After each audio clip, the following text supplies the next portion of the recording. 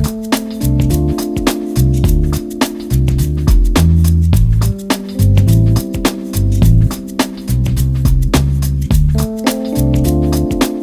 welcome to Whiskey Politics. I'm Dave Sussman, your host and purveyor at whiskeypolitics.net, which will lead you over to maven.io. We are setting up shop over at Maven. It is a great place with some fantastic people over there. Definitely check it out. Another platform to spread our message of let's have a discussion, let's talk, because these people screaming at each other on the news every single night are not winning anything as far as converts.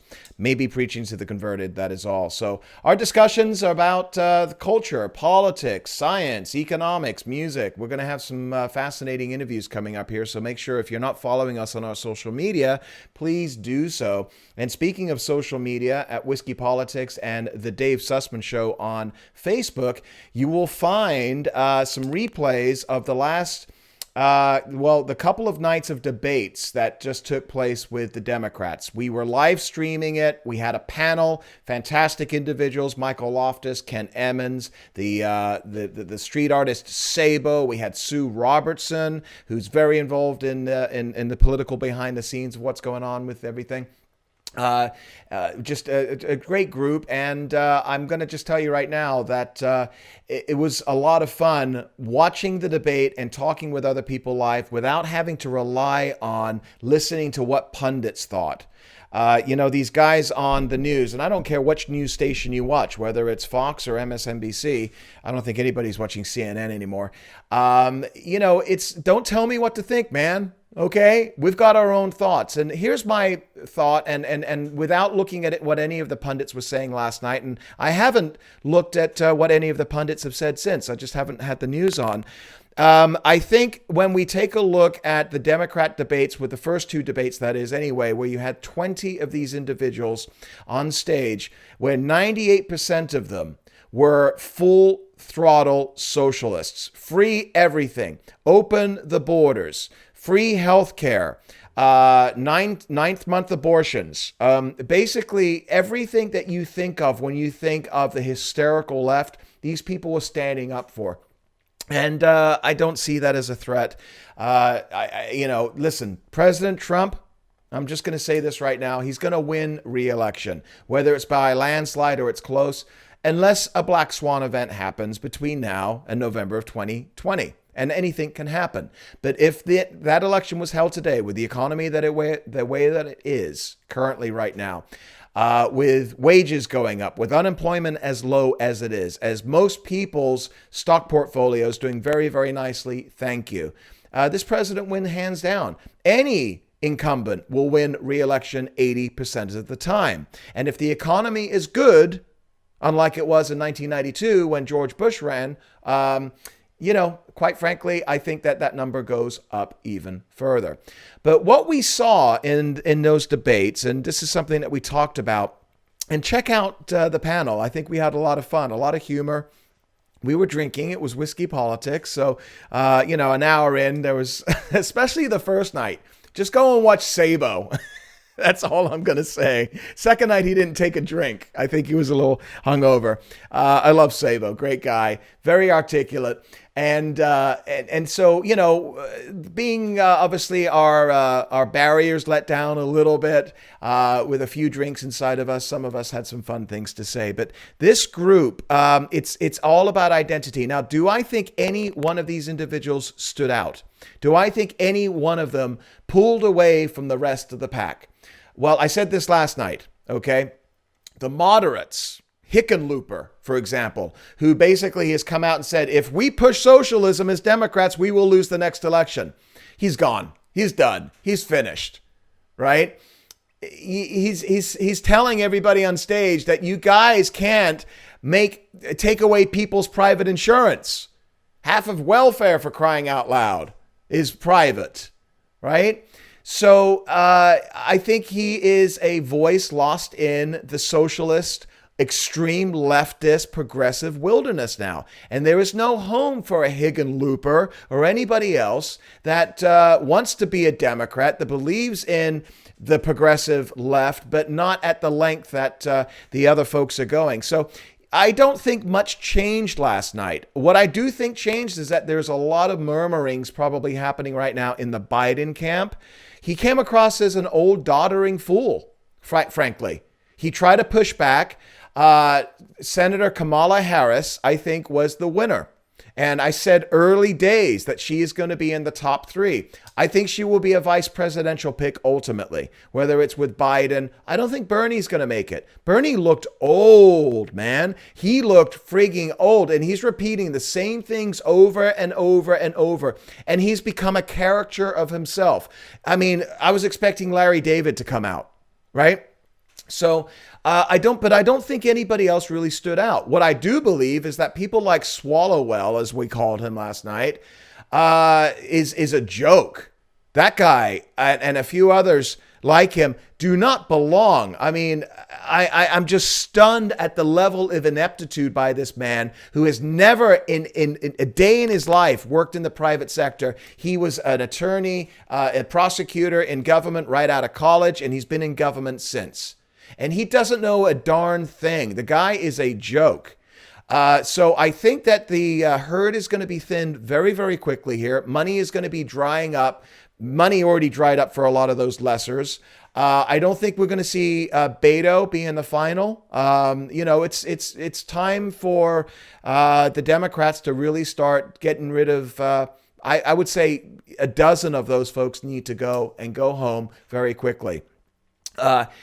The problem I have with all of what we just saw the last couple of nights is that it is all about identity. Buttigieg, okay? I'm sorry. There's not going to be a 5'8" president with the name "but" in it. I'm sorry. It's marketing 101. Okay? It's just not going to happen. He looks like a nice guy. I think he's got a lot of problems in South Bend, and he needs to go back and attend to those. He is not going to be president of the United States. Because he is gay, people are pushing him or pushing his name because he is gay. The media are doing it. Because Kamala Harris is a woman of color, she is the favorite right now by many on the progressive left. And because she is angry, because she is taking the resist movement and vocalizing it for all of those on the left that are furious about the Trump administration, I think she came out the clear winner.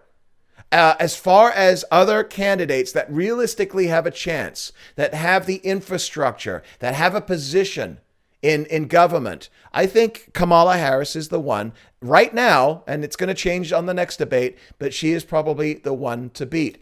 Biden has to be deeply concerned. So anyway, that's kind of a wrap up for whatever it's worth. Come back to Facebook and look for Whiskey Politics blog on Facebook. Like our page, or you can also find the Dave Sussman Show on Facebook. Like that page or like them both. You can watch a recap. It's a lot of fun. Pour yourself a drink and listen and watch as we have a lot of fun going through and kind of narrating through that whole debate there as well. Today's guest, we're going to be talking a little bit about what we saw in the last couple of nights as well regarding the Me Too aspect. Kirsten Gillibrand, for example, was the Me Too. And we've got a really fantastic guest today who's going to be talking about her latest book, and that is Megan Fox, whose latest book is Believe Evidence, The Death of Due Process from Salome to Me Too. And how religion and culture and Me Tooism and the Kavanaugh hearings and everything is all intertwined. Megan Fox is a contributor over at PJ Media. She investigates the corruption of Child Protective Services, a fascinating individual, and I think you will find her fascinating as well. So pour yourself your favorite drink, sit back and relax, and watch our interview with Megan Fox right here at America's Voice News. Follow us on all of our social media platforms as well, and we'll be right back after the break. Cheers.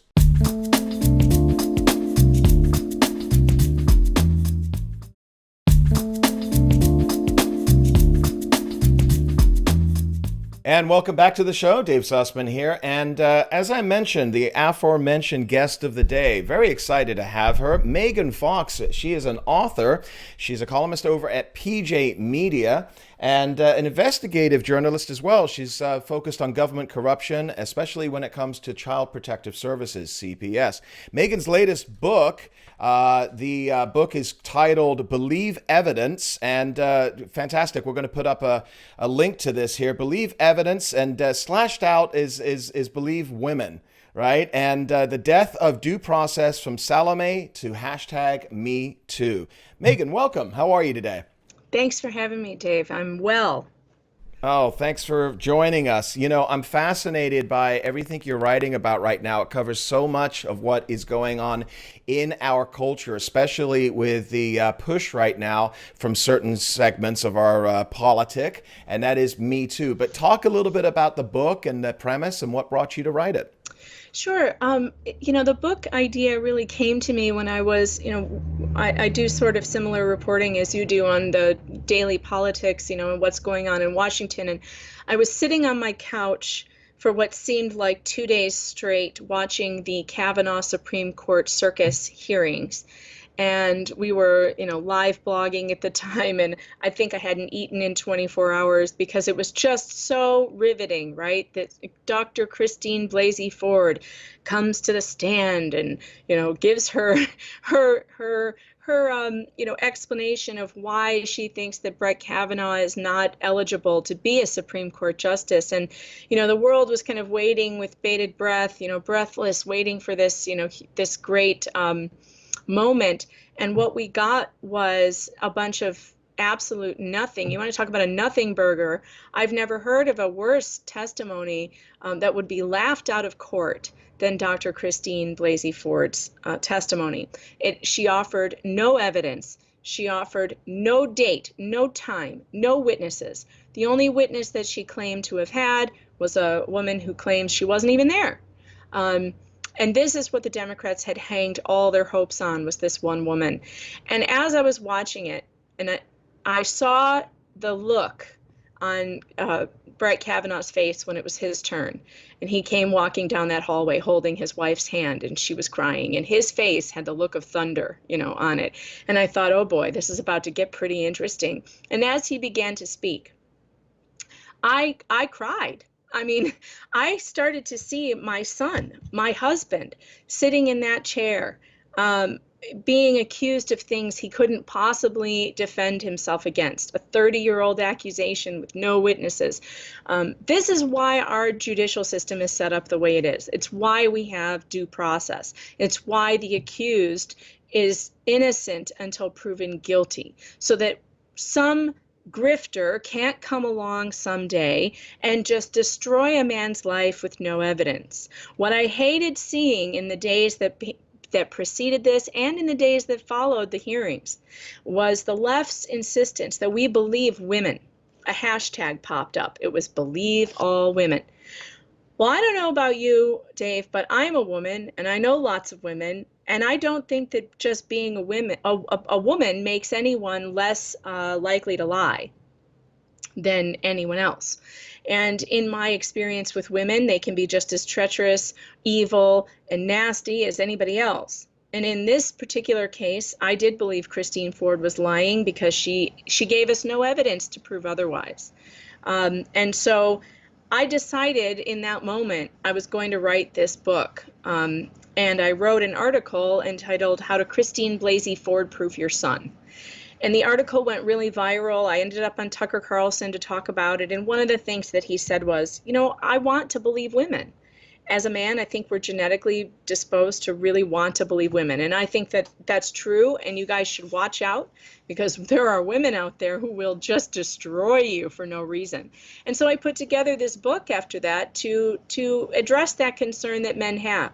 And in the first part, I go back into history and look at the historical accounts of women who lie to put men in prison or do other damage to them, especially regards rape. I start in the Bible.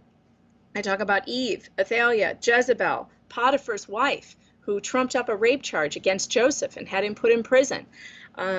Abigail Williams, who was a part of the Salem witch trials. It's her fault that so many people were hung in Salem, Massachusetts, because she came up with all kinds of fantastical stories and accused innocent men of witchcraft, innocent women of witchcraft.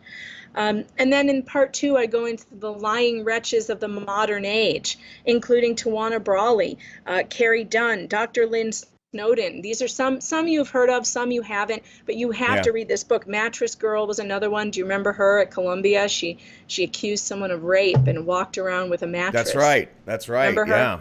And that man did not rape her. And his life was ruined, and he was his reputation was ruined, all because of a lying woman. And there's many other examples in the book, and you can get it on Amazon. Well, listen, it's interesting that there's a lot of great reviews about your book as well. And one of them by Kay Walker, he says that Fox shows us that there truly is, quote unquote, nothing new under the sun, as she examines the, quote, hysterical harpies of history and literature, showing that women sometimes lie, from the Bible to the beloved classic To Kill a Mockingbird, which I just learned is a play, by the way. All of a sudden, they just brought this thing back. It seems that women have relied on their feminine charms and to get what they want from men, and sometimes just to get revenge. This is now a powerful tool, Me Too, and I want to get into a lot more about Me Tooism and really the genesis of that and how dangerous it is for our culture. But the tool that is being used right now, you talk about it being politicized. You mentioned Kavanaugh, but how else are you seeing it being politicized today? Oh, it has been politicized for years now. Anybody paying attention to politics, and Gloria Allred and her devil-spawned daughter, every single time, that dead-eyed daughter of hers. Is that Lisa? Yeah, what's her last name? I maybe Booth. I'm not sure. Yeah, Lisa something. Lisa something. I It's just not always Allred. think of her as Gloria Allred's spawn. But she and her mother, every time an election comes around, they will grab these women out from under some rock that want to be paid and to accuse whatever Republican is running. Do you remember they did this to Herman Cain? Herman Cain was running for president a few years ago, and he was a very popular man, and the Republicans loved him. And suddenly out came this incredibly unbelievable woman to accuse him of shoving her head into his lap on a night they went out to dinner or something. I don't know. The story is so convoluted. Again, no evidence, no witnesses, no corroboration, and yet that tanked his career. It tanked his political aspirations. If anyone who knows Gloria Allred, all you have to do is look into the women that she has defended or represented, because she never goes to court. They never take these allegations to court. They never press charges. They try it in the public arena. So the court of public opinion. It means nothing. There's no consequence other than smearing a man. And it's always against Republicans. This has never been done against Democrats, to my knowledge. Well, some will argue that they just did that to Al Franken, as well. I think Gillibrand, senator from New York, she's running for president right now. She's the one that kind of pushed that whole Me Too thing and said, okay, we got to clean our own house as well. So I think some people will push back a little bit on that. He got hoisted on his own petard, on that one. Yeah. Because he was being real mouthy and more, moralizing everywhere about the Me Too movement. And then this picture surfaces of him grabbing a woman who was sleeping, So, they had to do that because they had to look as if they were being consistent.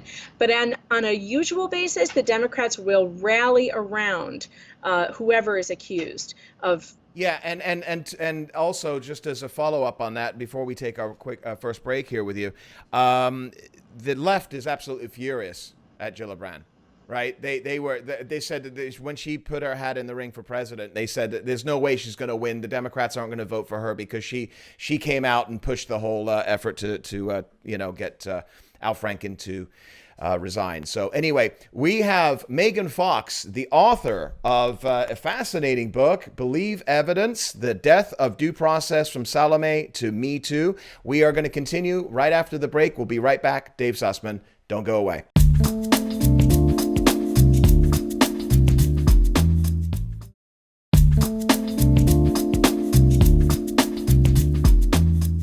And welcome back, Dave Sussman here, and we are talking with Megan Fox about her book. This is really interesting to me. And by the way, where can folks find your book? It is available on Amazon. It's available in a paperback and Kindle version, so Okay. you can get it there. And do you have social media as well? People can find you? Yeah, I'm on Twitter at Megan Fox Writer. Okay. You get into a lot of biblical discussion and you go back through history, and it's quite fascinating to me, where in one of the chapters you talk about Potiphar's wife. Okay, Potiphar's wife. This is one of several instances in which you use the Bible to highlight the importance of evidence and connect the story of Joseph incarceration based on a false rape charge to the testimony offered by Dr. Blasey Ford. You make the comparisons from biblical times through obviously what is happening today.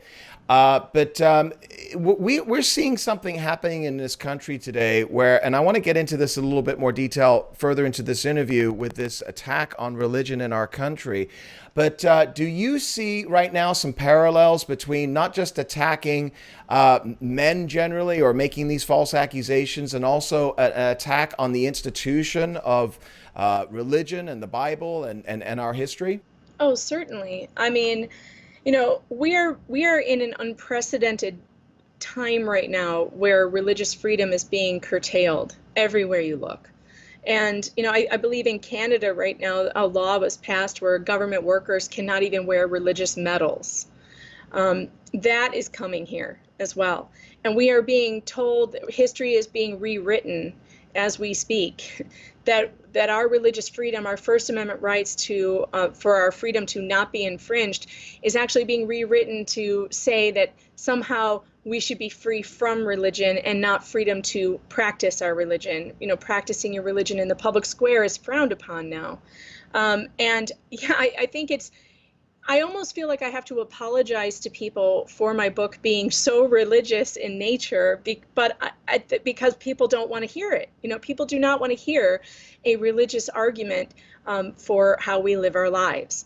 And yet, I think it's the only way that we're going to get through this moment in time. I think it's the only answer to the question, how do we keep our kids from going through what Brett Kavanaugh has gone through, from being accused of something falsely? How we do it is to raise righteous children who fear God, who fear consequences, eternal consequences. This is something that not a lot of people who don't embrace religion anymore don't really understand, the concept of eternal consequences.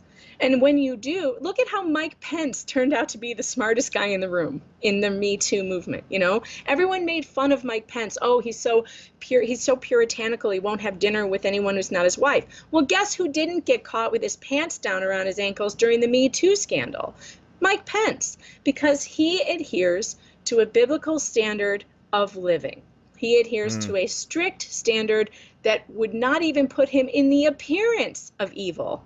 And we are in a very scary time right now where our children need to be taught to avoid even the appearance of scandal and evil, because even the appearance of it can come back to destroy their lives, as we have witnessed. Brett Kavanaugh, yes, he became a Supreme Court justice, but his name will always be attached to sexual predator in the minds of half of America who chose to believe this woman without any evidence.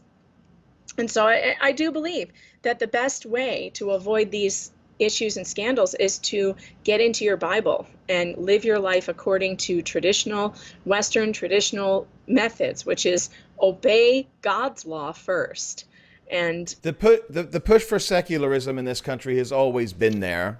You have an atheist quarter, you have an agnostic quarter. Many of them are good, decent people, and they're not pushing it. They get angry when they see people want to take statues or the Ten Commandments down or whatever it is in the media as well. So this isn't obviously casting an aspersion on all agnostics and atheists. But there is, like in politics, a segment that I would say are slim. It's a few people, relatively speaking to the population, that are the loudest. And so you do hear about this a lot more in the media because of the outrageousness that they present forward. What impact do you see this having on religion in this country? I had Rabbi Shmuley on, an Orthodox Jew. He's considered America's rabbi, quote unquote, by a lot of people, Orthodox. And he's saying that in Europe, and America is following closely, that the attendance, church attendance, is down on a weekly basis to 6% of the population. This is an Orthodox rabbi that used the words, God is dead in Europe. What impact are you seeing here in the States? That's really scary. But I do believe that he's probably right. I mean, oh my, it's really sad because we have to defend our way of life here. And, I want to just quote John Adams, who said, and I'm going to paraphrase, but the United States Constitution was meant for a moral and religious people. And I believe that that's true. We will not be able to hold on to our Constitution or our culture if we do not hold on to our morality and our religion. And I know that atheists, some of them agree with me, like the ones you were talking about who don't have a problem with the Ten Commandments. I have very rarely met an atheist who would deny that the Ten Commandments are useful.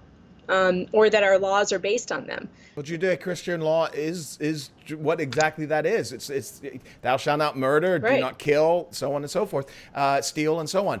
But what impact is that having, do you think, on the younger generations today that are growing up without any semblance of a religious? They're growing up without any real code of morality. Their morality is, if it feels good, do it. And even while that sounds good, it has, in application, it causes chaos. And that's what we're seeing. We're seeing chaotic sexuality with no boundaries. And sexuality must have boundaries. I have a chapter on this in my book on sexuality, because the reason why natural law says sexuality must have boundaries is because what comes without the boundaries is disease and sickness. And we know that. Our science tells us that. We have, science proves natural law. And we have an epidemic now, they're calling it, of anal cancer. It's called the new gay epidemic, is anal cancer. Anal cancer is caused by HPV. HPV is spread by anal sex. It's not just men, gay men, who are having this problem. It's also women who engage in anal sex. These studies, you can put them together, but then when you see one study here and one study there, I put it together on PJ Media in an article about the new gay epidemic, anal cancer.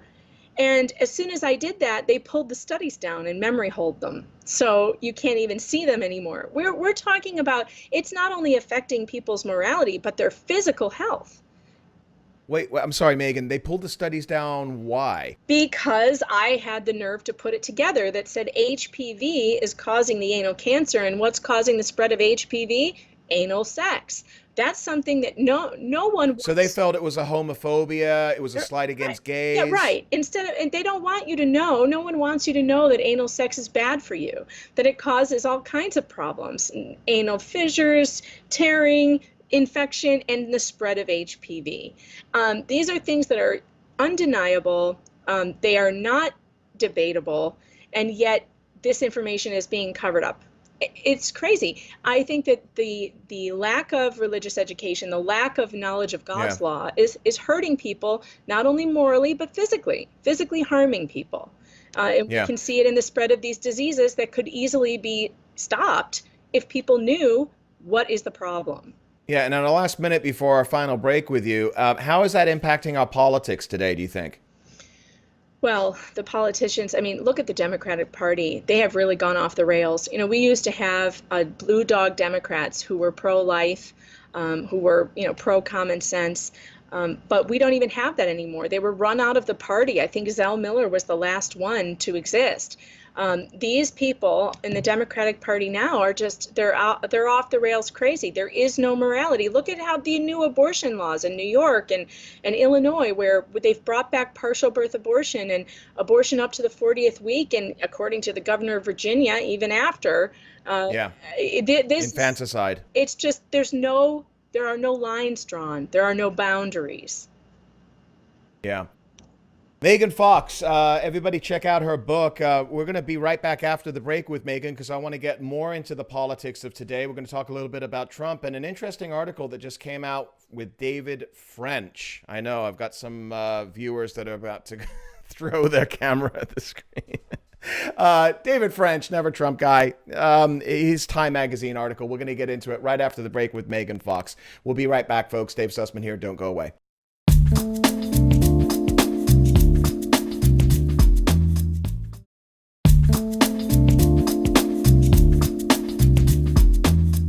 And welcome back. Dave Sussman here, and I'm delighted to be continuing our discussion with Megan Fox. Megan's book, which I highly recommend here, it's called Believe Evidence, The Death of Due Process from Salome to #MeToo. And we were talking about Me Too in that last segment and how it's impacting our politics. And so this was an article that I thought I wanted to discuss with you, and it just came out. It was in Time Magazine by David French. Now, for those that don't know David French, and I think most people watching the show do, National Review columnist. He is a never Trumper. Bill Kristol actually put his own hat in the ring for David French to run against Trump back in 2016. It says a lot of outrageous things for folks that do support this president, but this one particular article I thought really took the cake. And his article is called Evangelicals Are Supporting Trump Out of Fear, Not Faith. This goes into, and from what I can see, is nothing less than an attack on religion in this country that stands behind Donald Trump. And Megan, if I can, I just want to read one sentence here to you.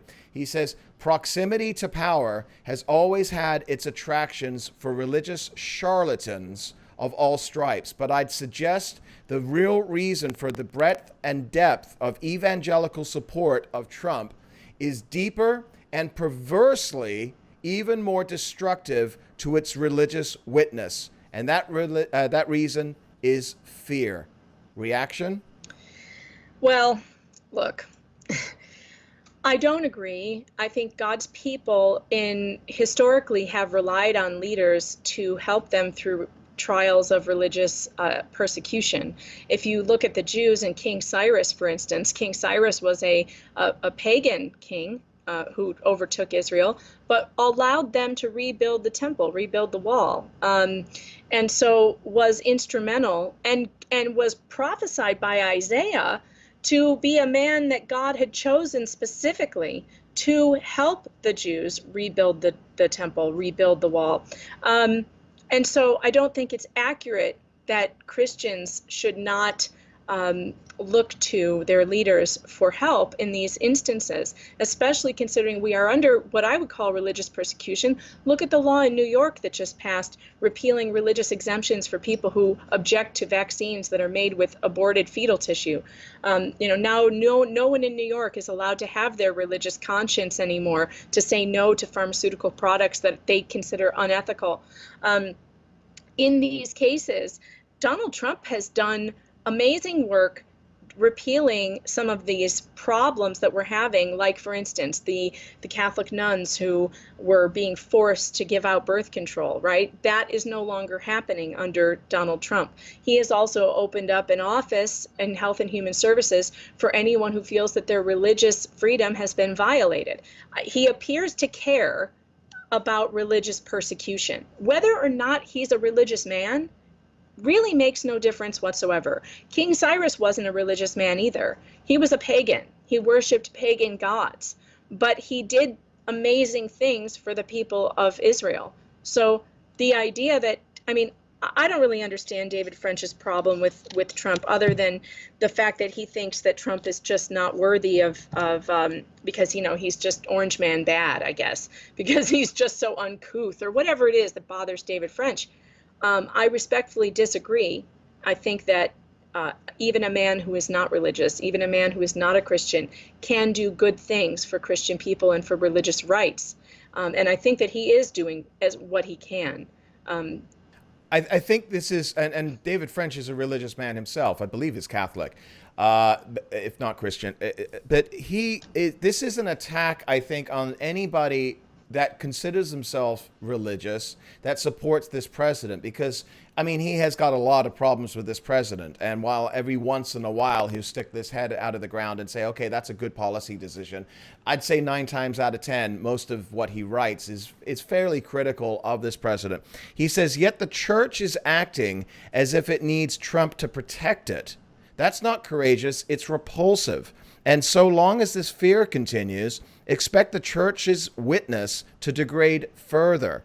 In seeking protection from its perceived enemies, the church has lost its way? Shouldn't we always seek protection for our religious rights? Shouldn't we always do that? And yes, I'm afraid. I am afraid. I think we've got good reason to be afraid, but I don't think that damages my witness any as a Christian. Yes, I trust the Lord, but we also have to recognize where we're living and what time we're in. And this is definitely a time of persecution for Christians. Now, on some level, you say thank the Lord because the church will do very well under persecution. It always has. It always will. Persecution is always what spreads the gospel, right? So we're not afraid of persecution. However, that doesn't mean we have no responsibility to fight back.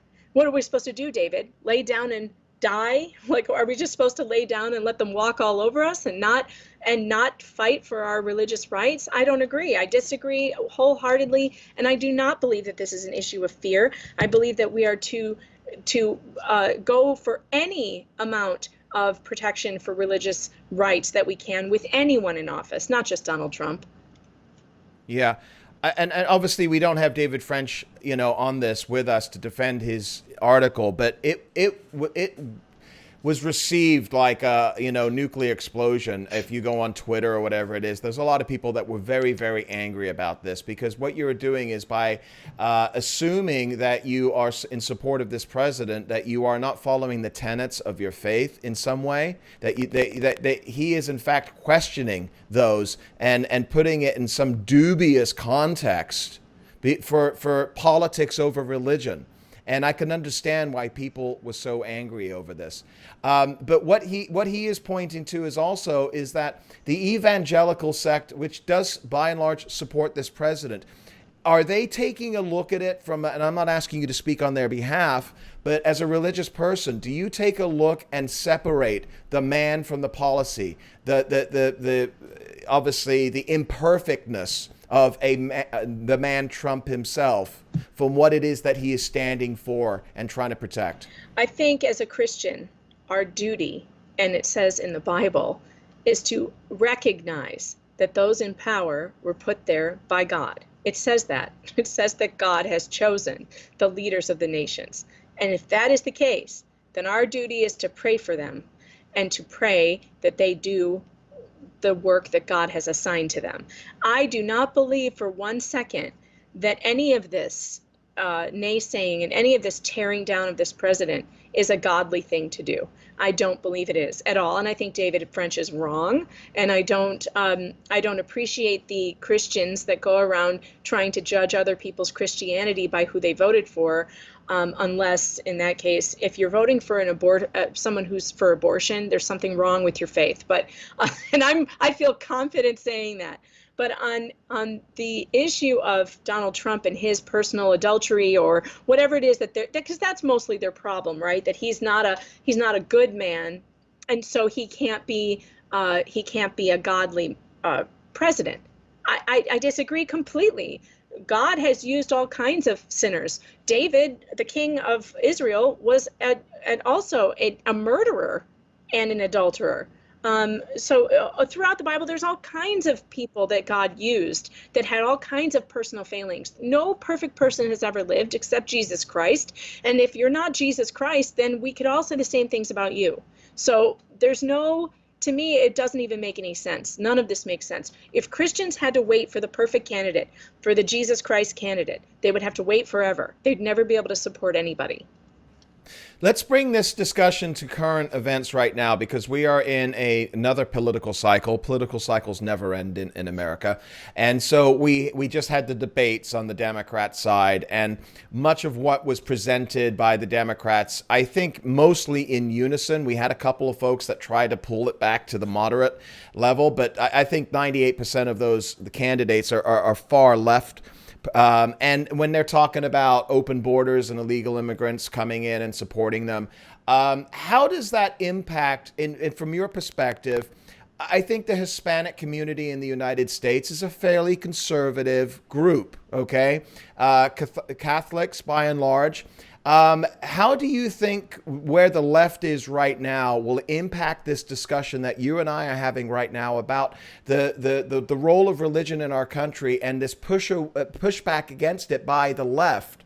Does that alienate the Hispanics? Does it alienate those people that they're trying to bring in through this pandering, if you will? I wish that it would, but I don't think it will. I think because they're very good at pretending to be religious when it suits them. They're very good at pretending that this thing at the border and that this compassion that they keep talking about, they're very good at pretending that that's comes from a Christian place. And I don't think that it does. I mean, I'm in disagreement with my own church. I'm a Catholic, and, the church has been pushing this just unending stream of illegal immigration into this country. And I think that they're way off base. This is not what it means to be a compassionate country. And a country has different mandates than an individual. As an individual, Jesus said, give him your coat. It didn't say make the government give everyone else's coat to someone else. It said you do it. You give your coat to that man. You give your stuff. You feed the poor. And so on an individual level, yes, we have a responsibility as Christians to reach out to the poor and the hungry and the hurting. The government, on the other hand, has a different mandate. They have to protect their citizens. That's their first thing that they must do. And in the Catechism, it says very clearly that governments have a responsibility to the citizens of their nation to have a fair immigration policy, which means they have the right to have laws about immigration. And so we need to have better laws. We need to follow them, and certainly not just keep pushing people through with no. And the sex trafficking issue is such a big one that I'm very disappointed in the church for not recognizing that we have all these children who are not connected to families right now, right? They come here on their own, or they're sent with strangers, or who knows who, and they're not under parental authority or watchful eye, and they're being trafficked. There's stories all over the place that these children are being trafficked over the border into America for either sex trafficking or paid into foster care, or who knows. The State Department just came out and said that our foster care system is the #1 reason for sex trafficking in America. And we're going to put more kids into that system. This is immoral. It is immoral that these children are being sold into this system. And we need to do more to find out who they belong to, who are their parents, who are not their parents, and how they even got here in the first place. How much influence do you think the Pope has, Pope Francis, on, I mean, he's putting out quotes, he doesn't believe in walls, and obviously an attack against the American president and the push for trying to fight illegal immigration. Does that influence the church? Does that influence the world politic, if we want to call it that? I think absolutely the Pope has great influence over the national conversation, the international conversation about immigration. He has a lot of influence.